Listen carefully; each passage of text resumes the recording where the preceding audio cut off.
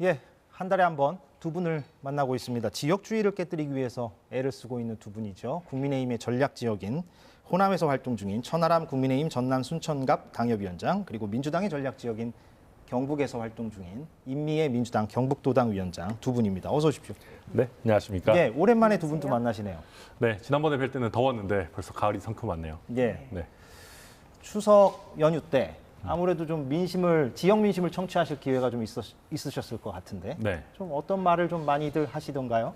저는 되게 혼란스러운 주문들을 많이 받았어요. 예, 혼란스럽다? 그러니까 시장에 이렇게 다니다 보면, 천하람 위원장, 정부 여당 좀 정치 좀 잘하라고 막 좀 가서 쓴소리도 좀 하고 그래, 뭐 이렇게 하시는 분도 계시고, 옆에 계신 어머님은 아니야, 천하람 위원장은 쓴소리 더 하면 잘려, 뭐 그렇게 예, 공천 못 받아, 뭐 이런 얘기 하시는 분도 계시고. 말이네요. 네. 그래서 근데 대체적으로는 예. 지금 우리 물가라든지 경제 여건이 굉장히 안 좋기 때문에 정부 여당이 좀 더 잘해줬으면 좋겠다. 그리고 또 호남 같은 경우는 아무래도 야권 성향이 좀 강하다 보니까 야당의 이재명 대표도 좀 만나기도 하고 좀 더 협치하는 모습 좀 보여줬으면 좋겠다.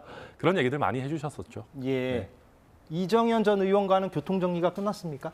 그건 이제 이정현 전 대표님의 인터뷰 기회를 제가 뺐으면 안 되기 때문에 그렇긴 하지만 저희 순천 지역구가 이제 두 개로 좀 갈라질 가능성이 꽤 있습니다. 그러니까 인구수로 보면은 원래 갈라져야 마땅하기 때문에 선거구 획정이 어떻게 되는지를 지금 좀 서로 둘 다 지켜보고 있습니다. 예. 갈라지면 이제 같이 출마하면 되니까 너무 좋죠. 예. 네. 그렇군요.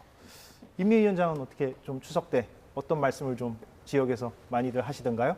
민심이 뭐 호남이나 영남이나 크게 다를 바는 없는 것 같습니다. 제일 먼저 밥상에 많이 올라왔던 인물은 무엇보다도 이재명 대표가 많이 거론됐고요.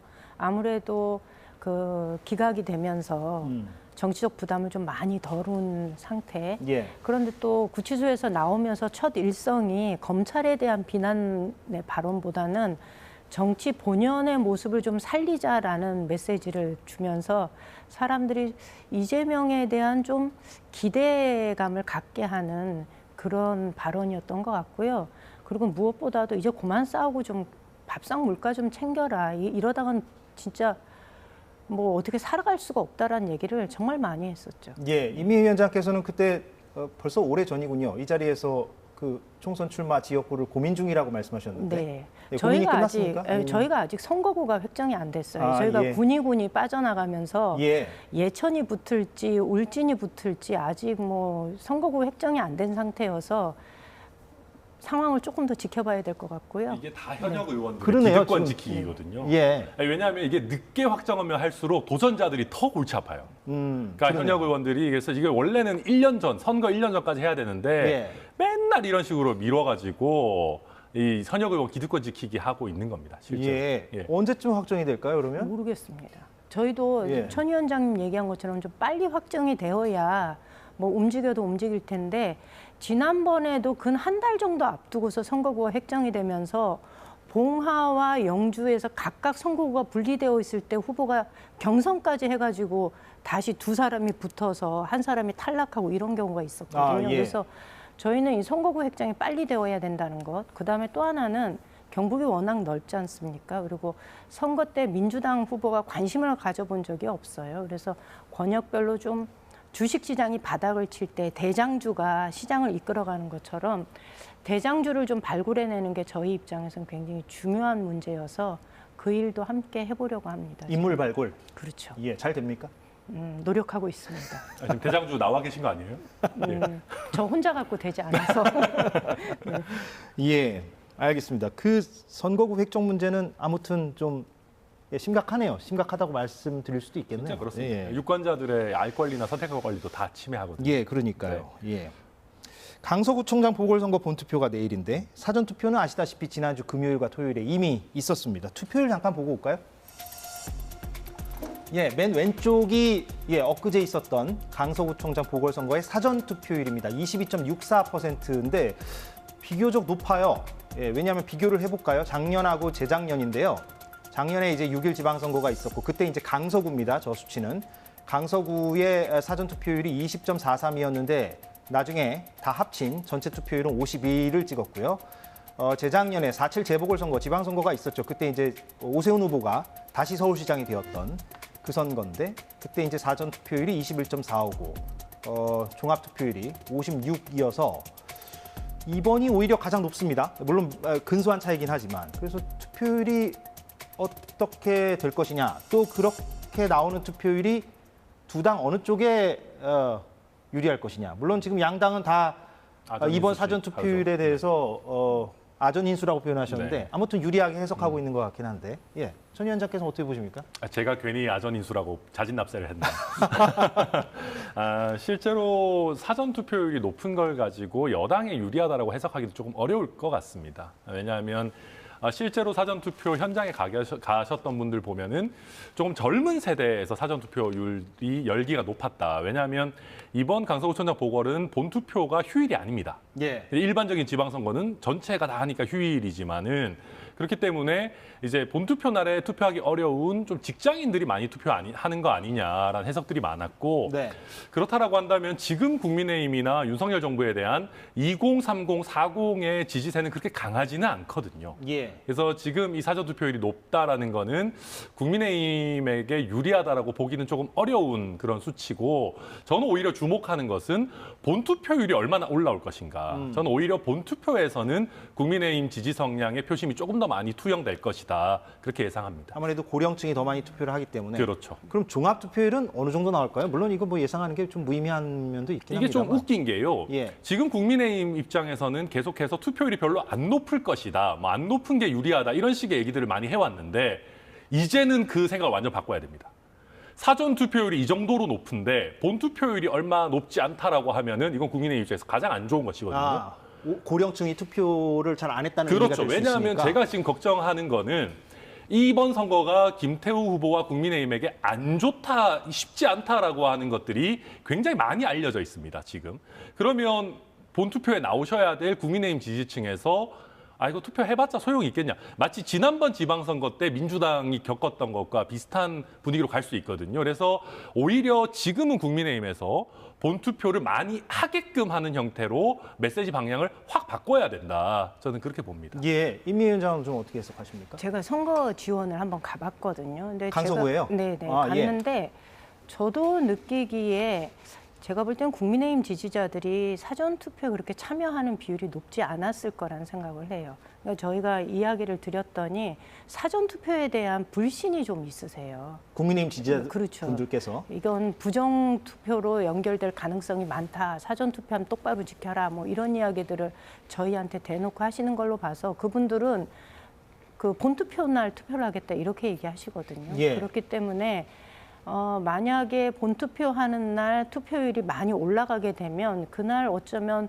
그 보수 성향의 지지자들이 좀 대거 투표에 참여하지 않겠느냐 이렇게 보고 있고, 그래서 저는 투표라는 게 원래 끝날 때까지는 끝난 게 아니잖아요. 그래서 투표율이냐 뭐 그걸 가지고 누가 유불리하냐 이거를 따지는 것 자체가 별로 그렇게 큰 의미가 없다. 단지 뭐 강서구라는 데가 원래 이 민주당에 약간 유리한 정치 지형을 가지고 있는 곳이다 보니 이왕이면 우리 입장에서는 이기되 조금 더 큰 표 차이로 이겼으면 좋겠다라는 희망 섞인 발언을 하는 것뿐이지 저는 뚜껑 열어봐야 된다 이렇게 생각합니다. 두 분 말씀을 종합해보면 그런데 오묘하게도 사전투표를 하기 전에는 투표율이 높아야 된다라고 민주당이 주장했다가 지금은 또 민주당이 본투표율이 좀 낮아졌으면 하는 바람을 속으로 갖게 될 수도 있겠군요. 국민의힘은 또 정반대고. 맞습니다. 예, 물론 지금 양당의 공식 입장이 그렇다는 건 아닙니다만. 대놓고 얘기할 수는 없지만. 네. 그냥 객적은 소리를 해봤고요. 네. 예. 근데 어느 쪽이 이기느냐, 뭐 어느 쪽이 이길지는 모르고요. 단언할 수는 없고 또 이기더라도 한쪽이 이기더라도 얼마만큼의 격차로 이기느냐에 따라서 향후에 이 선거가 주는 파장 그게 좀 달라질 것 같긴 한데. 네. 뭐 좀 경우의 수를 생각을 해본다면. 저는 가장 중요한 선이 양당 다 40% 선이다. 무슨 얘기냐면 저는 김태우 후보가 40% 득표를 하느냐를 굉장히 중요하게 보고 있습니다. 왜냐하면은 지금 민주당 후보와의 격차 이런 부분을 자꾸 우리가 얘기를 하는데 잘 따져보면은요. 지금 정의당이나 뭐 진보당이나 녹색당이나 이런 분들이 강서에서 후보로 많이 나왔어요. 예. 근데 만약에 253개 전체 총선판이 펼쳐졌을 때 정의당, 진보당, 녹색당이 지역구에 후보 낼 수 있을까요? 전부 다 내기는 쉽지 않거든요. 사실은 그러니까 폄하하자는 것이 아니라 예. 그렇다라고 한다면은 이분들한테 가는 표는 실제 총선에서 다른 지역에서는 민주당한테 가는 표심이라고 해석할 수가 있습니다. 그렇게 되면 만약에 김태우 후보가 40% 안쪽이고 범야권 후보들이 60% 이상을 득표한다라고 하게 되면은 수도권 선거에서 개인기로 뒤집을 수 없을 정도의 지금 구도상의 불이익을 국민의힘 후보가 갖고 있는 거 아니냐라는 해석이 들어갈 수밖에 없어요. 예. 만약에 그리고 김태우 후보의 득표율이 35% 정도 수준이다라고 하면은 이거는 굉장히 큰 어떤 해석들을 불러올 것이고 40% 위쪽이다라고 하면 그래도 후보들이 수도권 후보들이 내가 그래도 개인기로 어떻게 한번 좀 뚫어내야지라고 할 텐데 40%에 미달한다라고 하면 당장 수도권 의원들 출마자들부터 이거 지금 이런 형태로 가서는 안 된다라고 하는 큰 변화의 어떤 목소리들이 표출이 될 겁니다. 승패도 승패지만 40이라는 거를 기준점 삼아서 좀 생각을 해볼 네, 필요가 있다는 맞습니다. 말씀이고. 근데 제가 생각에는 40%를 못 넘는다 하더라도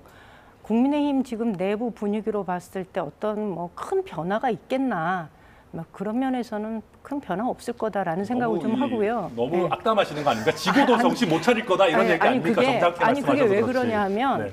이 당내 뭔가 변화의 목소리를 요구하고 그리고 뭐 수도권이 참 위기이다라는 이야기가 반영이 되려면 현역 의원들이 움직여줘야 되거든요. 그런데 현역 의원들이 수도권에 없어요. 국민의힘의 경우.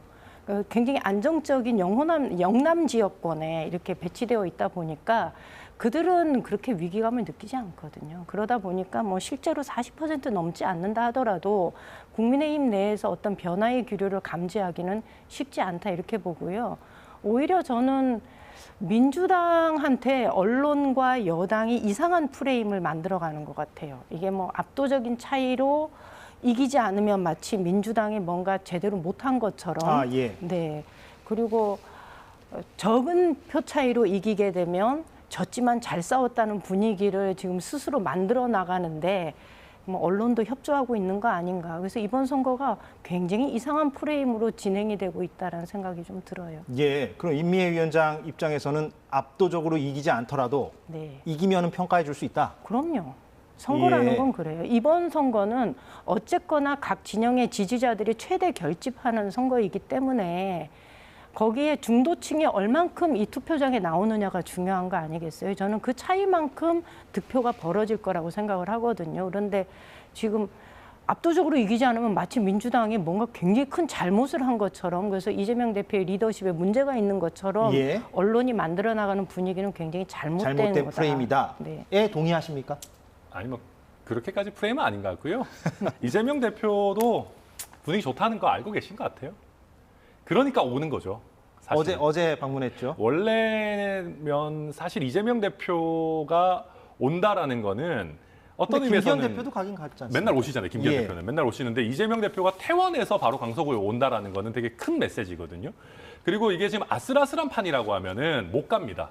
왜냐하면은 보수층 지지자들을 결집시킬 수 있기 때문에 예. 반 이재명 정서를 확 오르게 할 수 있고 아직 본투표가 남아 있는 상황이기 때문에 예. 안 올 수 있는데 지금 이재명 대표 입장에서도 어느 정도 이기는 판이다라고 생각하니까 좀 막판에 숟가락 얹으시려고 하는 거 아닌가 그렇게 보이고 결국 국민의힘 입장에서는 좀 더 분발해야 되는 그런 상황이다. 근데 그렇게 저는 해석합니다. 그거를 절박함으로 이해를 해야지. 그 숟가락 얹기다 뭐 이렇게 얘기하시면 득표 요인이 아니신 것 같아요. 제가 봤을 때. 저는 그 긴 시간 동안의 단식 그리고 이 검찰과의 관계에서 일정한 게 한번 마무리가 되면서 본인이 느끼는 이 정치판에 대한 심정은 좀 다른 것 같습니다. 그래서 어쩌면 제 입장에서는 병원에서 퇴원을 하고 들리는 거는 당연한 그 행보인 거지. 알겠습니다. 그게 뭐 유리한 선거판에 숟가락 얹기 이렇게 얘기하면 진정성이 너무나 왜곡되는 듯해서. 그 결과야 내일 이제 저녁에 나올 테니까 저희뿐만 아니라 모든 시사 프로그램들이 아마 그것을 가지고 다양한 패널들과 함께 다채로운 분석을 할 거라고 봅니다. 예. 결과 보고 나서 또 얘기를 이어가도록 하고요. 그런데 어제 이재명 대표가 그 지원 유세에서 이런 얘기를 했어요. 이 부분이 주목을 받았는데 보고 오겠습니다. 우리 안에 작은 차이를 넘어서서 부족하고 억울한 게 있더라도 잠시 제쳐두고 저 거대한 장벽을 우리 함께 손잡고 넘어갑시다, 여러분. 왜 저 발언이 주목을 받았는지에 대해서는 굳이 부연이 필요하지 않을 것 같긴 합니다만 아무튼 네. 그 친명 비명 간의 어떤 갈등이 있는 상황에서 그걸 염두에 둔 발언이 아니냐 이런 해석이 나오고 있는데 동의하십니까? 동의합니다. 네, 저 발언은 작은 차이를 넘어서서 함께 힘을 모아 이 거대한 장벽을 넘자라는 거는 체포동의안 가결두고 분노한 당원과 지지자들을 달래기 위한 그런 메시지이기 때문에 저 발언이 그러니까 작은 차이를 넘어서자라는 발언을 2번이나 하셨거든요. 그래서 예. 이건 분명한 의미를 담은 메시지다 이렇게 봅니다. 그런데 의미를 담았긴 했으나 네. 그럼 향후에 이재명 대표가 어떤 행보를 보일 것이냐 그 통합과 관련해서 네. 왜냐하면 제가 이 질문을 드리는 이유는 가령 그 홍익표 원내대표는 이런 발언을 인터뷰에서 한 바가 있는데요. 볼까요? 예, 그저께입니다. 우리 당은 시스템에 의해서 공천을 하긴 하는데 당에 도움이 안 되는 사람 공천 줄 수는 없을 것이다. 이렇게 또 발언을 한 게 있어서 근데 저거는 굉장히 원칙적인 발언인 거죠. 물론 저게 당에- 언론적으로 네. 맞는 말이긴 합니다만 만약에 저 발언을 국민의힘 원내대표가 했다 그러면 이준석 전 대표나 천하람 위원장 입장에서는 또 달리 해석할 수가 있는 그런 맥락 아닙니까? 근데 저거는 저는 제가 그렇게- 천하람 위원장을 언급해서 죄송합니다. 왜 저까지 넣으셨어요? 근데 저거는 되게 원론적인 발언이라고 보고요. 저희 당 시스템의 경우는 사실 인위적으로 공천에 개입하기가 굉장히 어려운 상황입니다. 그래서 좀 원내대표가 원론적인 수준에서 발언한 거다. 그 이상도 그 이하도 아니다. 이렇게 보고 있습니다. 아니, 일각에서는 이재명 네. 대표는 그 친명과 비명의 어떤 통합 부분과 관련해서 이른바 로우키로 어떤 절제된 형태로 향후 행보를 보여주긴 하겠으나 그러나 다른 친명들이 꼭 그렇게 보여주지는 않을 것이다. 다른 행보를 가져갈 것이다. 그러니까 강경한 어떤 비명에 대해서 강경한 행보를 보일 것이다라는 분석도 있기 때문에 제가 드렸던 저는 질문인데 이게 투트랙으로 갈 수밖에 없다고 생각합니다. 어떤 투투? 예. 여전히 분노한 당원들은 있거든요. 예. 지지자들도 지금 현역 의원들에 대해서 소위 말하는 가결파에 대해서 가지는 분노하는 마음이 있어요. 근데 이것을 지도부가 완전히 무시하고 갈 수는 없거든요. 그들의 마음을 좀 이렇게 어루만지고 위로하고 그것을 안아가지고 가는 방법도 필요한 거고요. 그렇지만 이재명 대표가 그 체포동의안 부결되면서 가결되고 그다음에 구속적부심에서 이게 부결이 되면서 사람들이 이재명에 대해서 요구하는 정치는 다른 정치예요. 이제는 좀 통 큰 정치, 화합의 정치를 해달라는 요구를 많이 하거든요. 그리고 저는 대표가 그런 행보를 걸을 때 지도부에서 일부가 그런 이제 좀 반대되는 목소리를 낸다 하더라도 큰 틀에서는 그 대표의 메시지를 거스를 수 없을 것이다 이렇게 봅니다. 저는 금태섭 엔딩을 예고한 거라고 봅니다. 그게 무슨 의미입니까? 예전에 이제 그 금태섭 의원이 그 이제 조국 전 장관 관련해서 목소리 또 내고 검수완박 관련해서 뭐 그런 얘기 했을 때 민주당에서 형식적으로 경선할 수 있는 기회는 좋습니다. 강서구였죠. 강서였죠. 예. 요즘 핫한 강서인데. 근데 사실은 그때도 열성 당원들 표심을 쫙 끌고 가가지고 금태섭 의원 경선에서 떨어뜨렸어요. 예. 저는 이재명 대표 입장에서도 하책은 컷오프 시키는 걸 겁니다. 뭐 조응천, 이상민 뭐 있잖아요. 쭉 하는 분들, 소위 수박이라고 일컬어지는 분들을 컷오프를 시키는 거는 하책이 될 것이고 아마 상책으로 간다면 이재명 대표는 통합, 화합, 우리 함께 손을 잡고 뭐 벽을 넘시다 이런 멋있는 얘기하고 정청래 의원이나 아니면 뭐 이런 홍익표 원내대표나 이런 분들 나와서 공천은 뭐 시스템으로 하지만 어떻게 저런 자들에게 우리 당에 공천장을 줄 수 있습니까?라고 하면서 당원들을 설득해가지고 떨어뜨리는 형태로 갈 게 저는 불 보듯이 뻔하다. 그래서 금태섭 시나리오다. 네, 저는 금태섭 엔딩이 거의 이제 예견돼 있다. 저는 그렇게 전망합니다. 당원들의 선택에 의해서 후보가 결정되는 것이 어떤 짜여진 시나리오에 의해서 당원들이 그렇게 동원되는 수단으로 인식을 하면 사실 저희 민주당의 당원들이 그런 수준이 아니어서요. 국민의힘하고는 좀 다르다라는 얘기를 드릴 수밖에 없을 것 같아요. 저도 그렇게 믿고 싶지만은 네. 실제 금태섭 엔딩이 있었기 때문에. 예. 네.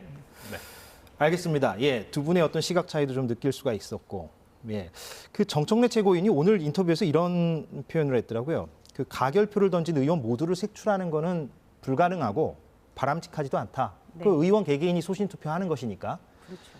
다만 해당 행위에는 상응한 조치를 취하겠다. 그래서 해당 행위가 뭐냐 이런 질문에 언론에 나가서 당에 해를 끼치는 행위를 말한다. 그러니까 말하자면 비명계 중에서도 그러니까 가결표를 던진 것으로 보이는 의원들 가운데서도 언론에 조금 더 적극적으로 목소리를 내는 사람들을 말하는 것 같아요. 그러면 이 사람들을 대상으로 어떤 조치가 취해진다는 걸까요? 아마 이게 5명의 의원에 대해서 이제 징계 청원이 올라온 걸로 알고 있는데요. 이상민, 김종민, 이원욱, 서른, 조응천. 조응천. 예. 네네. 그런데 저는 저분들에 대한 징계를 청원하는 당원들의 청원 동의가 5만 7천 명이네요. 넘었는데 이러면 아마 최고위에서 논의를 해서 입장을 밝힐 것 같습니다. 예. 그런데 대표가 작은 차이를 넘어서 함께 벽을 넘자라고 하는 메시지를 여러 차례 주었는데 예. 저 문제가 최고위에서 징계로까지 연결될 것인가? 저는 또 그건 그래서는 안 된다 이렇게 봅니다. 만약에 저 부분에 있어서 우리가 징계를 주기 시작하면은 실제로 저희 그 추석 때 저희한테 이제 문자들이 좀 많이 왔어요. 이후에 이재명 대표가 어떤 정치를 보여주길 바라는지를 염원을 담은 당원들의 문자가 굉장히 많이 왔는데 이재명의 정치가 좀 달라졌으면 좋겠다. 우리가 지금 윤석열 정부에서 경험해보지 못한 새로운 정치, 통 큰 정치, 화합의 정치를 이재명 대표가 보여주기를 바란다라는 메시지를 저희가 되게 많이 받았어요. 그리고 그 메시지가 어쨌거나 당 지도부한테 전달이 되었던 거고. 그래서 저는 논의는 있으나 어쩌면 대표의 큰 결단이 요구되는 시점이고 저는 그럼 상응한 조치라는 거는 징계가 아닌 상응한 조치는 가령 뭐 어떤 게 있을까요? 글쎄요. 정청래 최고위원 말에 따르면 상응한 조치라고 했기 때문에 만약에 저는 윤미애 지금- 위원장 말대로 네. 대표의 기조대로 징계까지는 안 간다 치면 네. 그러면 모든 것이 다 그냥 없어지고 화합이 되는지 그렇지는 않을 것 아니면은 같고요. 무언가 어떤 예. 조치, 상응한 조치라는 게 있을 일정한 건지. 뭐 이렇게 경고 내지는 메시지 정도는 주어질 것 같습니다. 경고 정도? 예, 그런데 그렇다고 해서 이 사람들의 입을 전적으로 막아야 되겠다라는 조치가 취해진다면 그거는 또 다른 분란을 불러일으키는 것이기도 하고 입을 이재명- 막는다는 건 네. 가령 뭐 당원권을 정지한다거나 이런 그렇죠. 건가요? 그 징계네요, 그러니까 예, 말하자면. 그렇게 예. 가면 안 된다는 거죠. 예. 그리고 이재명 대표가 그런 것을 과연 그런 선택을 할 것인가 저는 그렇지는 않을 것 같습니다. 어떻게 좀 보세요. 그러니까 나중에 그 공천 과정에서 말씀하신 대로 금태섭 시나리오가 펼쳐질지는 지켜보는 걸로 하고 네. 일단 단기적으로는 민주당이 어떻게 될 것이냐? 징계할 수도 있을 것 같기도 합니다. 왜냐하면 정청래 의원 지금 그래도 최고위원이잖아요. 지금 최고위원이 뭐 대놓고 이런 얘기를 한다라는 거는 뭔가 그래도 그냥 넘어갈 수 없다. 그리고 특히 민주당 최고위에 보면은 지금 되게 강경한 분들 많거든요. 그래서 이게 간단한 문제는 아니라고 보여지고 다만 이게 좀 우스운 거는 언론에 나가서 당에 해를 끼치는 행위에 대해 징계해야 된다라고 하는데 글쎄요, 제가 보기에는 언론에 나가서 민주당에 가장 해를 끼치는 분 중에 한 분이 정청래 최고위원인 것 같은데 본인 얘기하시는 건가 싶기도 하고 그리고 좀 재미있는 게 아까 홍익표 원내대표 얘기도 그런데 앞뒤가 너무 모순이에요. 보십시오. 가결표 던진 사람 색출하면 안 된다. 소신투표다. 근데 언론에 나와서 얘기한 사람은 이거 가만히 놔두고 상황을 조치해야 된다. 자, 표결은 소신인데 그 소신을 외부에 밝히면 징계하겠다라는 거잖아요. 말이 되는 얘기입니까? 그리고 우리가 지금 정치가 이상해서 그렇지 저희 당이든 민주당이든 옛날에는 대통령 나가라라는 얘기도 하고 그랬어요. 그렇지 않습니까? 근데 무슨 당대표에 대해서 비판한다고 해가지고 징계하겠다. 그게 무슨 민주정당입니까? 아까 홍익표 의원도 무슨 시스템에 의해 공천하지만 당에 도움 안 되는 사람 공천 줄 수 없다. 무슨 말이에요 이게? 시스템에 의해 공천하면은 시스템을 존중해야 되는 거지. 그러니까 지금 보면 다들 소위 극성 지지층이라고 하는 개딸들의 눈치를 보느라 앞뒤 안 맞는 모순적인 태도를 지금 민주당 지도부에서 계속 내고 있다. 그러다 보니까 징계로 갈 수도 있다. 그 작은 차이라고 하는 것을 그 벽을 넘는다는 것은 저는 어쩌면 최고위원들한테도 주는 메시지다 이렇게 봅니다. 예, 한번 좀 지켜보는 걸로 하죠. 또 그 강서구청장 보궐선거 결과가 또 어떤 변수가 될지도 좀 지켜봐야 할 포인트인 것 같기도 하고요. 국민의힘 얘기인데요. 삼선 하태경 의원. 내년 총선에서 부산을 떠나서 서울에서 출마하겠다 이렇게 밝혔습니다. 지역구가 부산 해운대 갑이고 당내에서는 당연히 좋은 평가가 나오고 있는데 결이 다른 목소리를 보여준 분이 있습니다. 예, 이분이죠. 볼까요? 홍준표 대구시장이 좀 깎아내렸어요. 선당 후사라기보다는 제 살 길을 찾는 것이다라고 했는데 예, 여기 계시는 천하람 위원장이 거기에 대해서 한 말씀을 올렸습니다. 영남 중진 의원이 수도권에 도전하는 사례인데 우리 당에 귀하고 더 늘려야 할 사례가 아니냐. 그런데 왜 사감을 앞세워서 깎아내리시냐. 이렇게 홍준표 시장에 대해서 비판적인 멘트를 하셨고 홍준표 대구시장이 어제 SNS에 이렇게 올렸습니다. 사이비 개혁 탈쓰고 몸부림을 쳐도 동지를 배신했던 자는 배신자일 뿐이다. 그러니까 과거 얘기를 하는 것 같아요. 그 바른미래당에 갔었던 예, 그런 전력을 이야기하는 것 같습니다. 참으로 유감이다. 이렇게 설정이 좀 오갔는데 예, 천하람 위원장 어떻게 좀 말씀을 주시겠습니까? 아니 홍준표 시장께서는 왜 다시 탄핵의 강 시절로 다시 돌아가시려고 하는지 잘 모르겠어요. 그리고 이게 앞뒤가 좀 안 맞는 게 홍준표 시장이 지난번 대선 경선 당시에는 젊은 세대의 지지를 얻기 위해 가지고 똑같이 바른정당 탈당파였던 이준석 대표랑 굉장히 친하게 지내고 이렇게 그쪽에 손을 내미는 듯한 제스처도 굉장히 많이 취하셨었습니다. 그러면 그때 당시에 이준석 대표는 배신자였던 겁니까? 아닌 겁니까? 그러면 이준석은 배신자가 아니고 본인과 사감이 있는 관계에 하태경 의원만 배신자라는 겁니까? 아니면 그때 당시에 저는 바른정당 당적을 한 번도 가진 적이 없는데 제가 그때 정치를 안 했기 때문에 저는 그럼 배신자라는 겁니까? 아니라는 겁니까? 본인이 듣기 싫은 소리 하면 배신자인 겁니까? 말이 안 되는 얘기거든요. 제가 아까 민주당에 있는 최고위의 모순을 지적했듯이 홍준표 시장님은 약간 그때 본인 상황에 맞춰가지고 좀 모순되는 행태들을 보이고 계신 거 아닌가 뭐 그렇게 보여집니다. 질문 하나씩만 드려볼게요. 예, 시간이 거의 다 돼서 짧게만 답변 주시면 좋을 것 같은데 천하람 위원장께는 논평은 하셨으니까 네. 그러면 홍준표 시장이 얘기하는 어떤 현상은 있다고 보십니까? 그러니까 선당 후사라는 얘기가 어떤 맥락에서 나온 얘기냐면 네. 대통령실 사람들이 지금 영남 지역에 출마한다는 얘기가 지금 많이 돌고 있잖아요. 네. 그래서 먼저 선제적인 조치를 취하는 차원에서 하태경 의원이 서울로 온다라고 밝힌 것이다라는 맥락으로 읽혀요. 네. 그러면 홍준표 시장이 얘기하고 있는 그런 현상은 보인다.